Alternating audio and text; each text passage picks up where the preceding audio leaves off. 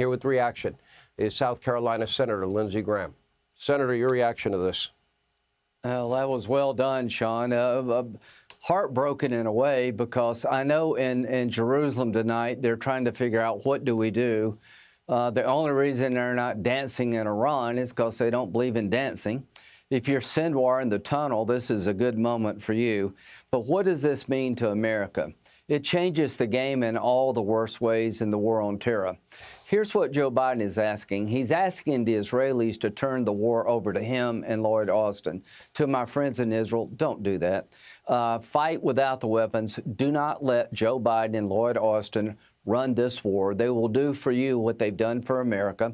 So my fear is that the hostage deal was hard. Now it's impossible. My fear is that Saudi Arabia, that was thinking about recognizing Israel, and I've been working with the Biden administration for a year to bring that deal about, they would have a hard time right now, if this continues, signing up with a defense agreement with Joe Biden and his team. Who in their right mind in Saudi Arabia would turn their national security over to Joe Biden? So this is heartbreaking, it's dangerous, it's pouring gasoline on a fire. And every problem we had in the Mideast just got worse. This is a nightmare for Israel, to be abandoned by their best friend in the world. And the only way you're going to change this is at the ballot box in November. You know, I don't know what this means for Israel. I don't know what it means for every country in the region. I mean, look at what he's already done with Iran.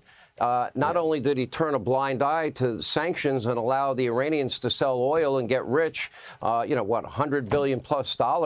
He was importing oil since March of 21 from Iran. He allowed, he gave a waiver to Iraq to give the mullahs $10 billion. He wanted to give them $6 billion in a ransom exchange. What part of Iran being the world's #1 state sponsor of terror is he not understanding? And what part of what happened to Israel on October 7th is he not understanding here? No, I think he does. I think he doesn't understand, and that's the problem. October the 7th was the largest loss of life of Jewish people since the Holocaust. They're surrounded by Iran, who wants to wipe out the Jewish state. Hamas says we'll do it again and again and again. Their charter is to destroy Israel, not to help the Palestinians. Then you got Hezbollah with 100,000 rockets pointed at Israel from Lebanon. They're surrounded by radical Islamic terrorists that want to destroy the Jewish state, not help the Palestinians. And what is Joe Biden's response? To withhold weapons in a war that Israel cannot afford to lose. What did we do after we were attacked in Pearl Harbor? What did we do to end the war against the Japanese? We dropped 2 nuclear weapons on 2 Japanese cities to make sure our soldiers didn't have to invade Japan, where you could have 1 million lives lost. What is Joe Biden doing? He's making it impossible for allies throughout the world to trust us. He's making it hard on Israel to win. Well, this would be the equivalent of losing 40,000 Americans a day if you extrapolate and compare their population to ours, and 8,000 Americans taken off American soil and taken hostage. Let me play your exchange on this very issue you were speaking to with the Secretary of Defense, Secretary Austin. And you're telling me you're going to tell them how to fight the war and what they can and can't use when everybody around them wants to kill all the Jews?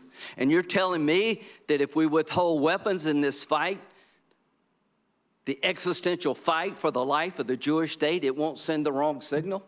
Do you still think it was a good idea, General Austin, to get out of Afghanistan?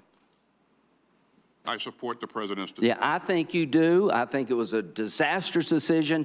If we stop weapons necessary to destroy the enemies of the state of Israel at a time of great peril, we will pay a price.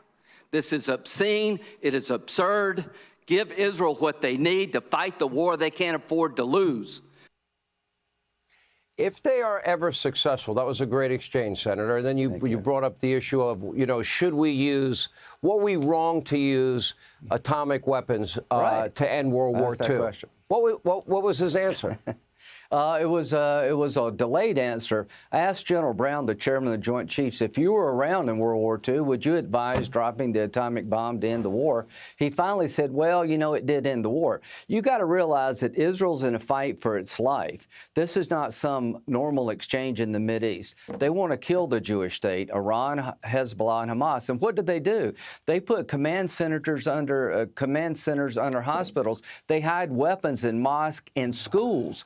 They use human shields to make it hard for Israel to kill the terrorists without killing the Palestinian people. Israel is in a terrible spot because they're fighting a vicious enemy. And Joe Biden today, you picked Michigan over Mideast stability. You picked domestic politics over world stability. What you did tonight, my friend, is that you made every terrorist in the world high as a kite. You put our friends in Israel in a box, and here's what they're going to do. Here's what I would do if I was Israel. I'd say, I appreciate all the support in the past. We're going to do what we have to do to destroy Hamas. We're not going to turn the war over to Lord Austin, who thought it was a good idea to get out of Afghanistan. It'd be like asking Mayorkas, could you help us secure our border? To my friends in Israel, do what you have to do. Destroy these battalions, and don't let Joe Biden give a win to the terrorist. You know what? They're going to win the war without Joe Biden. They're going to win the war Biden's without coming Joe from. Biden. Yes, they will. And it's sad because if they were ever successful in destroying Israel, as their charter calls for, we're next. I can promise every American.